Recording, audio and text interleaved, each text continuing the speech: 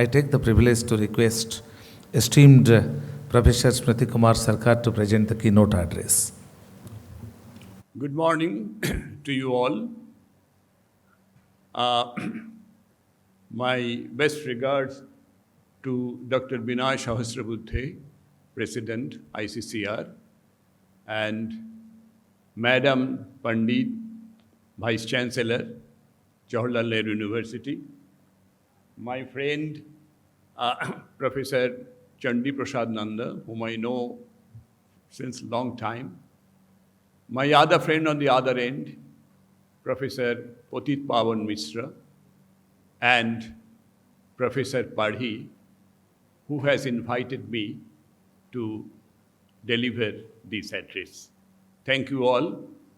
I consider myself privileged to be here, but I would like to start with a rather disappointing submission that don't consider me an expert of Southeast Asia.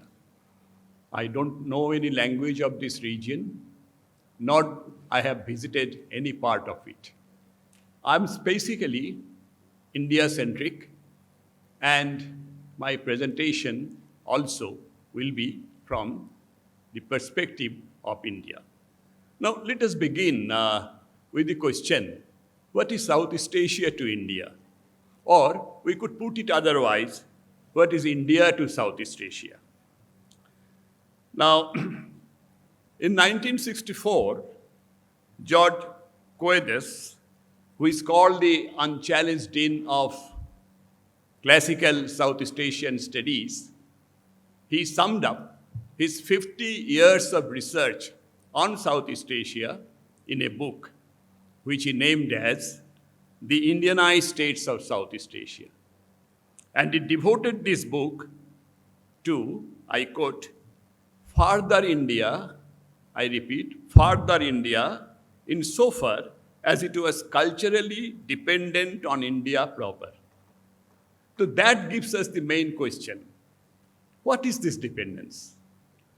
Culturally speaking, Southeast Asia is characterized by deep traces of Indianization that occurred long ago. Importance of the Sanskrit element in the vocabulary of the language spoken there, the Indian origin of the alphabets with which those languages have been or still are written, the influence of Indian law and administrative organization, the persistence of certain Brahmanic traditions in countries even after their conversion to Islam or after their conversion to Sinhalese Buddhism, and the presence of ancient monuments which in architecture, sculptures are associated with arts of India and bear inscriptions in Sanskrit. To put it in a single construction, this is the expansion of Indian civilization. And this is a type of the expansion of Indian civilization that has been described by scholars engaged in the field as one of the outstanding events in the history of the world. And as you all know, I feel tempted to quote before this August gathering the famous lines by the French Indologist Sylvain Lévy. Mother of wisdom, India gave her mythology to her neighbors, who went to teach it to the whole world. Mother of law and philosophy, she gave to 3/4 of Asia a god, a religion, a doctrine, and art. She carried her sacred language, her literature, her institutions into Indonesia to the limits of the known world. And from there, they spread back to Madagascar and perhaps to the coast of Africa. So, as you all know, the relations between India proper and Southeast Asia date back to prehistoric times. So we cannot date the beginning of this process, and the process in various shapes and constructions, it continued throughout the millenniums and it still continues in various forms. Kalinga pioneered the shift to the east, which resulted in the movement of men, material, merchants, and monks, isms and ideas, followed by cultural constructs, which also involved other regions of India and several countries on the other side of the sea. Of the Indians, Kalinga were first to reach the Southeast Asia. So much so that in Malay, Cambodia, and many other parts, ethnic term Kaling became synonymous to the Indians in general. Even in epigraphic record of Indian immigrants, Kalinga head the list. So deep was the imprint of Kalinga on the civilizational psyche of some people of Southeast Asia that even after the gap of a millennia, when in the 14th century, a Thai prince monk came to India in search of the sacred relics, he first came to Kalinga Empire, Kalinga Kingdom. Now, explaining this push is problematic. The idea that the bloody war of Kalinga encouraged or rather generated this push has been contested by scholars that its effect was felt after 3 centuries. Or there are similar other theories that the Gupta military conquest in central India had a similar type of impact on the elite population of Asia. But there is also a theory of relating the Shoilendros of Southeast Asia with the Shoilo kings of Odisha.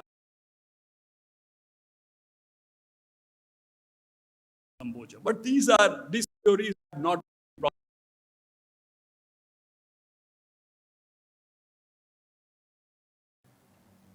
There is another important theory that comes most often in the discussion of India's relation with Southeast Asia, that the kingdoms that came in course of the long history and that came to be known as the Indian kingdoms have been described by Professor R.C. Majumdar as Hindu colonies. The point is, these states were never controlled by India, and none of the states came into existence as a result of military aggression from India. In fact, there was no military aggression except the brief Chola interlude. Even in the case of the Chola interlude, that did not result in a kind of political subjugation in Southeast Asia, which could often be compared with kingdom, Indian-dominated kingdom. So the point is, these Indian possessions or the Indianized states cannot be called colonies in the sense India was a British colony or Indonesia a Dutch. What kind of movement was all this? When Kalinga made a move, technological constraints made transoceanic crossing difficult. So, in the beginning, they must have therefore hopped up from land to land along the long coastline and from place to place along the long coastline when they moved without a definite destination. Those who are familiar with marine technology can compare this movement with the Harappa Sill, where a boat was found and with a cage of crows. So that was the technology. In earlier times, people always migrated along the coastline for it was easier for them. And in the way, they continued the process of inhabiting the unmanned coastline around the bay. Professor Pari sent a very good map of Southeast Asia with the literature, with the invitation. So if you look at the map, you can see that way people from India could straightway reach up to Java. And after a small fording, they could go to Sumatra and Indonesia and other parts. Uh, Another important aspects of India-Southeast Asia Connect is etymology and linguistics. These are, I will refer to Filipino professor Juan R. Francisco describes India as the most important cultural resource of the past for the whole of Southeast Asia. Trade and traffic through the vast expanse of the seas brought to the Filipinos Sanskrit terms denoting natural phenomena, cosmic bodies. The most important point that he referred to, Philippines borrowed its earliest known system of writing from South Indian scripts through their development in Southeast Asia, particularly northern Sumatra. The numerals borrowed from Sanskrit began with 10,000, not below, began with 10,000. And it went up to several million, 100 million. While the local denominative terms continued at the lower level of transaction. What does it suggest? It suggests that Indian merchants were involved in bulk trade and in trade in precious metals, whereas the local trade was left to the local people. It was this spirit of adjustment that actually summarizes the entire contour of connectivity and cultural relationship. We'll come on this point a little later. Sanskrit inscriptions have been found in Champa, Borneo, and Java. Southeast Asian system of writing, obviously, I just mentioned, owed a lot to Sanskrit and South Indian scripts. Even today, I repeat, even today, one could thus easily recognize the common origin of the Mon, Burmese, Thai, Khmer, Cham, Javanese, and Balinese system of writing. The technical terms referring to the material world were borrowed from Sanskrit, so were grammatical particles, which stabilized the isolated native languages and enriched them and made them more flexible. Now, these are some of the aspects that everyone knows almost. And another thing before I go to a different aspect is obviously the art, sculpture, and monuments. And here, the best example is, of course, the Angkor Wat my friend from Cambodia was just telling this morning. The world's largest temple constructed by the great Cambodian king Suryavarman II, posthumously named as Parama Vishnu Loka. Now, in 1860, the French naturalist Alexander Henry Mohot, when he reinvented it after 200 years of oblivion in forest, he was simply surprised to see it. He remarked, quote, "This architectural work perhaps has not and perhaps never has had its equal in the place of the world. It is unequal." English literature, Sir Albert Sitwell, was simply awestruck when he first saw it. He said, "Let it be said immediately that Angkor as it stands ranks as the chief wonder of the world today, one of the summits to which the human heights has aspired in stone, infinitely more impressive, lovely, and as well as romantic than anything that can be seen in China, than even Great Wall and Ming tombs." And he emphasized, the only artistic influence ever to be detected in Angkor is Indian. You just imagine, this is, I can't go into the details. You just imagine that such a temple was constructed in a very lonely place, very far from the center of civilization at that time, by the people who were considered barbarian, ignorant barbarians. So these are some of the points that the whole I mean, the existing literature of historiography and the approach to history need to be revisited, need to be rewritten. And the famous scholar on art and architecture, Southeast Asian art and architecture, Reginald May, stressed that the entire influences came from India. And when you examine the masses of decorative carvings, the subjects are obviously derived in the main from Indian literary sources. Now, I find here many young scholars. For young scholars, I have an appeal that these, what I have said so far, are much known fact, but there are certain areas that are yet to be worked out. Do you know the nature of connectivity that can be perceived only from the viewpoint of technology? Take from agriculture.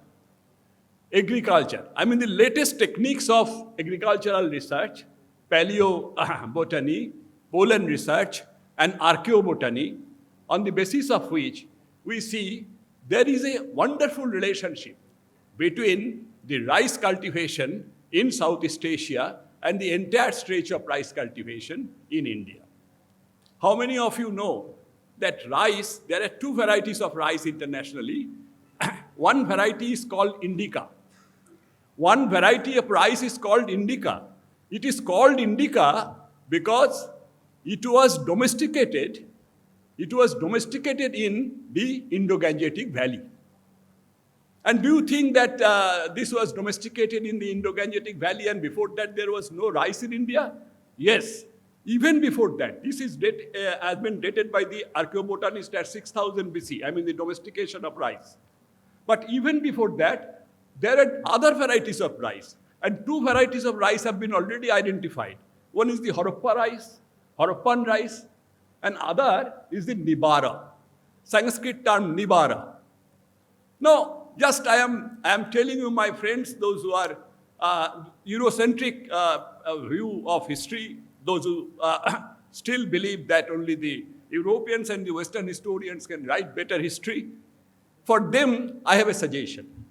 Now, this Nibara comes in the reference of Kalidas. The great poet Kalidas refers to Nibara. If there is any Sanskrit scholar here, just read Abhignana Shakuntalam. In Abhignana Shakuntalam, Kalidas giving a description of Maharshi Karna's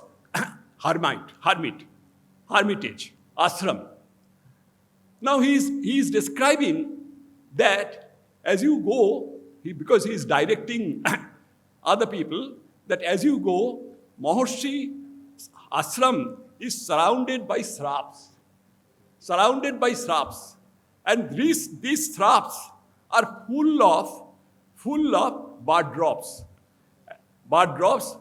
And then he classifies the bird that Nibaro, the flocks of Nibaro eating birds.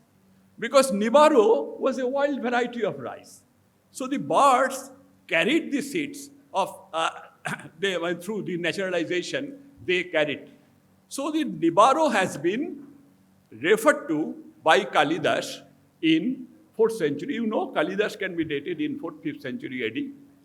So this Nibaro was extensively cultivated in the wild form by the tribe. I will come to this point a little later. Now, this is one thing. Another is, if you connect this, you see the Indian pattern of rice cultivation. It starts from Northeast India, it's a wonderful field and wonderful subject. Historians should now divert your attention to this material aspect of history and how to connect these material aspects of history to cultural constructs, because it starts from Northeast India and it moves down the entire Ganges Valley, the present-day Bangladesh, the whole of West Bengal, Bihar, Odisha, Assam, and steep down from the Ganges to the Godavari Delta and further down. And then on the other side, the Malabar side, there is the Konkan region. This is the rice belt. I mean the outside, the coastal side. And if you approach anthropologically from the tribal, what kind of rice they used to sow, before the domestication and the extension of rice cultivation, that's a different story. I don't want to digress. Sometime later I will tell you. This is one part. And the another aspect of understanding India-Southeast Asia connect is the trade. Trade. I know what kind of boat they used. The boat that they used, the hull, they needed something to stabilize it in the turbulent sea. So stabilizing boat needed some natural genus. And this paddy, rice, was a stabilizing factor.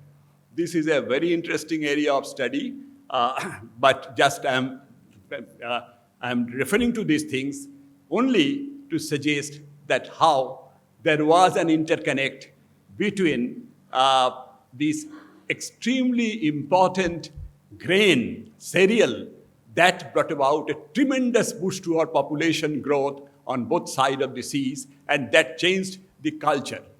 I have written in my book that the entire Eastern India, up to Northeast India, is dominated by the Bhat culture. Bhat culture, the rice culture. So the cultural construct came little later, and the culture based on rice starts from plantation, husking, and selling, everything. It's a wonderful story. And the next is, one of the earlier name of India was Jambudipa. Jambudipa. Now the term Jambudipa comes from Jamun, Jambu. If you go to any botany expert, this is endemic to India. Jamun is a fruit that was originally grown in Indian subcontinent only. So it was transplanted to other parts of the sea, particularly Southeast Asia and some other Maldives and other things, where these things reached through Indian connectivity. So there are similar many other botanic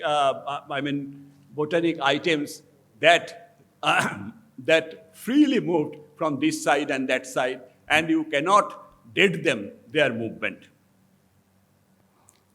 But I will end this story with another product, paper. Paper. Paper is the most powerful Indian grain. This is original to Malabar. And you know how the entire history of India, the cultural history of India, the commercial history of India was shaped by this one thing, paper. And this paper also traveled to Southeast Asia from Malabar. There are other things. There are very other things which I am working on, and I will tell you later.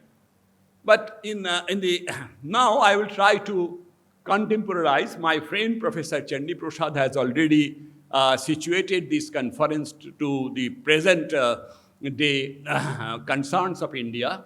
Now I will just point out to some other things, how to contemporize the issues. 3 issues that emerge in my mind relate this conference to our contemporary India in a very way. Now, the most important perspective is the Indian Ocean, or Indo-Pacific, to use the most recent construction.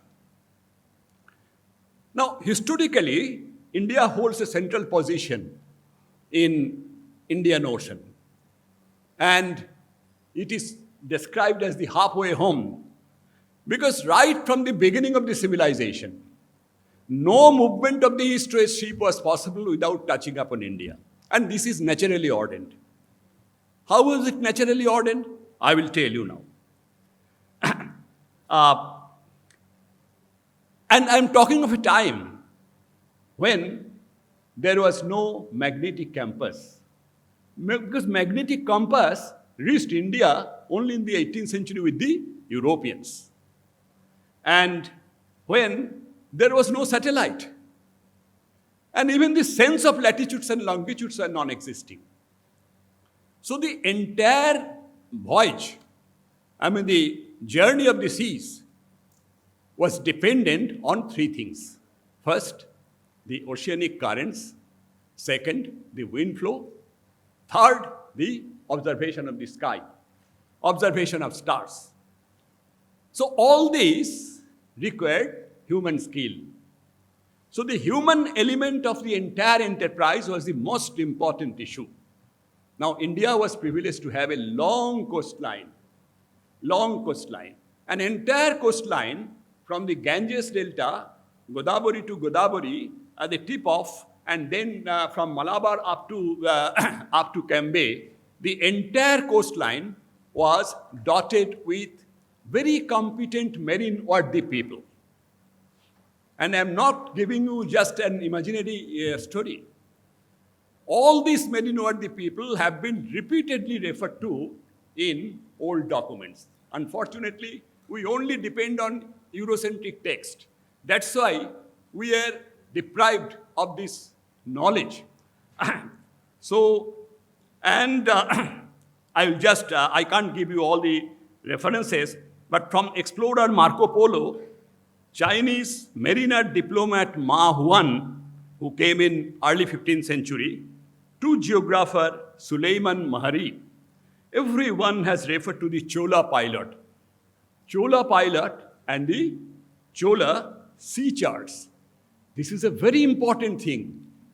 Unfortunately, we are yet to find any, written text on the Chola sea charts. But there are indirect references in foreign sources, not in cock and bull story.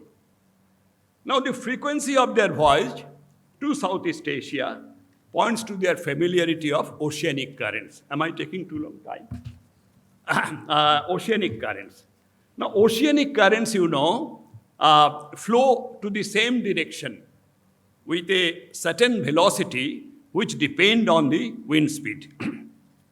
In the season, powerful monsoon winds make the ocean currents more forceful, which help the ship sail faster to the direction of the wind.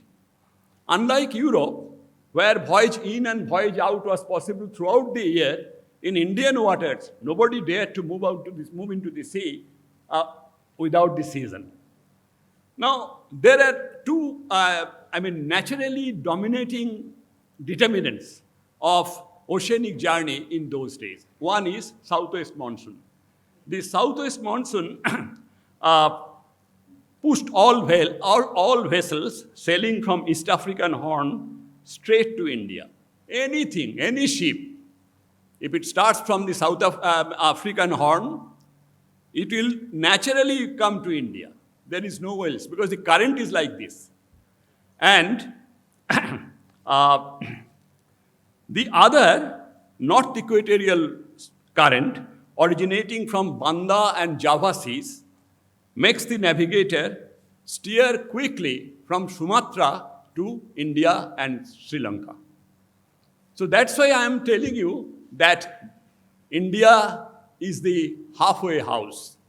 It is naturally ordained to be at the center and just in the center of the international navigation right from the beginning of the history of the navigation.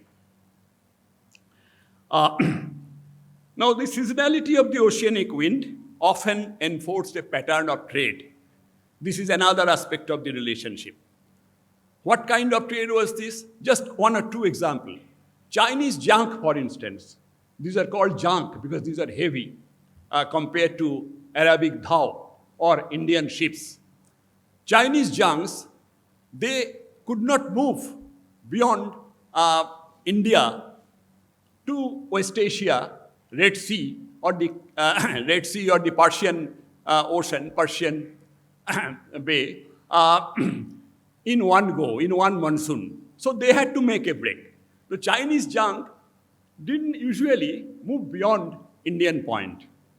Similarly, the Arabic dhow, they also didn't or could not reach Sumatra, Malay, or Malacca in one go. So they had to also break the journey. Now there are different locations. The Chinese usually looked at stopped at the early port was Quilon, and the later version was Calicut. So the tip of India, they didn't move out. And the Arabic, though, they rested in the out of season, they rested at the Malabar. Similarly, Indians who went from the Kolingo coast or Godavari or Coromandel to Southeast Asia, they took the return wind to reach India. They could reach in one monsoon. So it was this naturally forced advantage for India that paved the way for civilizational connect between India and Southeast Asia. And it was a civilizational connect that was both material and cultural. And how the cultural constructs developed. I am not talking of the political states in the Western sense of the term. I never conceive history from the narrow Western nation states concept.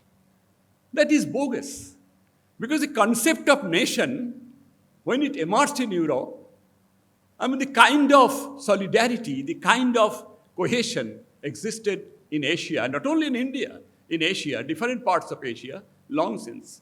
So there is similarly, this is a colonial, imperialistic approach to restrain Indian imagination in this narrow sense and create the divisionism within. What could be the second important contemporary perspective? It is certainly China. Chandi was referring to China. Now the first point, you see, China lagged behind India in civilizing move in Southeast Asia. Why? Why the countries in proximity to China, having commercial relationship with them, prior to Indians stepped in there, were only marginally influenced by China. Why? Because China always sent its military first to conquer the territory and then sent its officials to spread their civilization, to spread their culture. So an invisible line, even in Indochina you see, historically, an invisible line along the Vietnamese mountain range of Giai Tarung Son, which runs down the spine of Annam, historically separated the sphere of Indian and Chinese influences. So this is the difference. The difference is that China always depended on military endeavor, and India never used the military means to spread its cultural influence.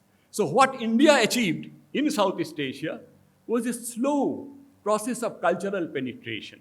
It was a slow and unnoticed process and done in peace with love.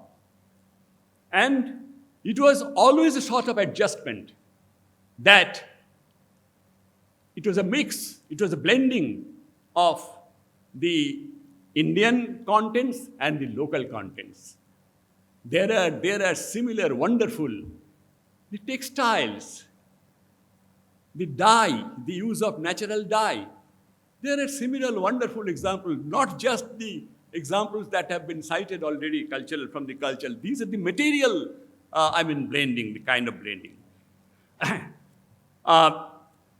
As a result, far from being destroyed by conquerors, the native people of Southeast Asia found in Indian society, transplanted and modified a framework within which their own society could be integrated and developed. George Coates thus continued, the Indian kingdoms that were set up in further India during the first centuries of the Christian era had only ties of tradition with the dynasties reigning in India proper. And there was no political dependence. And there was no political control. Whereas classical China considered Southeast Asian people as quote-unquote southern barbarians. Southern barbarians, and demanded them to acknowledge the Chinese suzerainty by regular payment of tribute.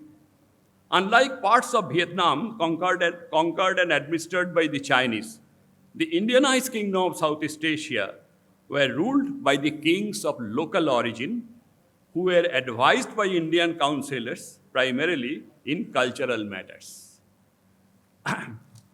So the Chinese civilization did not spread beyond the area of our military conquest, whereas penetration of Indian civilization in Southeast Asia spread far beyond the boundaries of Indianized states. And what is important to note is that these influences did not even rather did not end into the Southeast Asian shores only. It traveled to China, it traveled to Japan, and it traveled to Korea.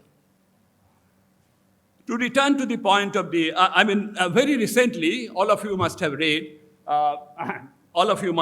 very recently a communique from Chinese foreign desk stated that Indian Ocean, I quote, Indian Ocean is not India's ocean. This is a very frank confession of their own position on the China Sea. Similarly, the China Sea is also not the Chinese Sea. To return to the point, just one example, because the Chinese are often jealous why this huge ocean is called the Indian Ocean and how to justify the Indian influence on this. Unfortunately, this influence, this Indian domination of the Indian Ocean is historically constrained. I'm giving you one example. If you read the European text, Eurocentric view of Europe history stated that the southwest monsoon was discovered by Roman navigator Hippolus in the first Christian era. But the same Roman sources states, 2-3 sources state that Hippolus' ship was directed to India, piloted by an Indian sailor.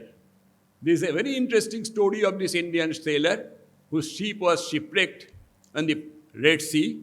He got arrested by the Egyptians, by the army of the Egyptian king, taken to the Egyptian court, and he begged his freedom on condition that he will take Hippolus' ship to India.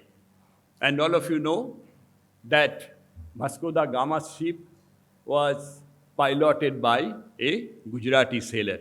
As a Bengali merchant ship brought the English to Balasore. So there are very, very interesting evidence in contemporary sources that our research scholars don't see, and that's why they don't surface to literature. Finally, a reference to the most talked about issue of Indian public life is secularism. And you may be surprised how secularism could be related to a theme like this today's conference theme. Yes, in November last year, EPW publication warned the Indians, I quote, the attempt to saffronize Indian history. The author explained, I quote, attempting to reconstruct and rewrite India's history is not a new endeavor. Hindu historians undertook a similar nationalist project almost 100 years ago to write history through a new lens. It was a political project which aimed to trace India's influence on the art and culture of other countries outside the subcontinent. The discussion added further that the primary intent of the society was to study and explore the history of ancient India and its connection with Southeast Asian nations like Thailand, Indonesia, and Cambodia. This came in November issue, last year, November issue, you can read. The title of the article is Greater India, or Greater India Society, something like this. Now, what he referred to was the Greater India Society founded by a Calcutta group of intellectuals in 1926. Their aim was to revisit, India's history in view of the latest researches in India's glorious role in Southeast Asia. Revisiting India's rich heritage, they believed, would help promote the spirit of nationalism, contemporary nationalism in India, an India-centric approach of Indian history for the dominant Eurocentric view was their second objective. Now, what the author ignored, that the Indianized states of Southeast Asia did not depend on the Hindu historians to write their history of. And as you all know, I'm not going to repeat. British historiography did not recognize the role of India in the civilizational transformation of Southeast Asia, which the French and Dutch scholars explored first time in the early 20th century. The Calcutta group referred to by the EPW author included people who learned French and Dutch languages, studied in Paris and Leiden universities, and got an exposure to new researches in Southeast Asia's India Connect, done in France, Holland, and Java. Justifiably, they were proud of India's achievements. In the past, hence, back home, they considered it their duty to tell their countrymen of the glories of their countries in the past. Very recently, another perspective how secularism comes in. Very recently, political overtones, as you know, all know, sometimes confuse, if not blur, the real tenor of secularism. In contemporary India, you must be all aware of, in contemporary India, a section of Buddhist religious leaders has been trying their best to preach Buddhism's umbilical relationship with Hinduism. I can't go into the details. This is very much in the news. This reminds me of the Sanskrit inscription at Kelurak in 782 CE of Central Java, which manifests syncretism with Hindu cult, Buddhist syncretism with Hindu cults. Later, the same trait became clear in the Angkor Wat in Cambodia and finally developed into great Shiva Buddha cult of Central Java. I am just keen to know from my Southeast Asian friends who are present here, what is presently going on in Southeast Asia? Are they also thinking of parting their ways in a similar way, as some politically minded religious leaders are insisting on here in our country? Before I conclude, just 2-3 minutes, with an important query. Was it just a one-way traffic? The India-Southeast Asia Connect, was it just a one-way flow that India only offered to the people of Southeast Asia and received nothing in return? Such a proposition from the anthropological point of view, from ethnical point of view, is difficult to sustain. And I will take you a very unique theory in this, just a minute. French anthropologist Marcel Mauss studied the forms of exchange among archaic societies of Mexico. He argued that when two archaic societies, old as a primitive society, primordial societies, when two archaic societies for the first time met each other, they opposed each other. They quarreled with them, they fought with them. But later on, the early opposition subsided to gestures, friendly gestures of getting in touch with them, having relationship with them. And this is followed by a third stage that the French author has defined as prestation and contre-prestation. That is, gift and counter-gift. Gift and counter-gift. What they exchanged was not just their material products. What they exchanged was not just their fruits and other agricultural products. They exchanged their niceties, the cultural niceties, their culinary styles, and the most important, their tools and technologies. So it is this technological exchange that took place between two sides of the sea. And that chapter is yet to be written. Thank you very much.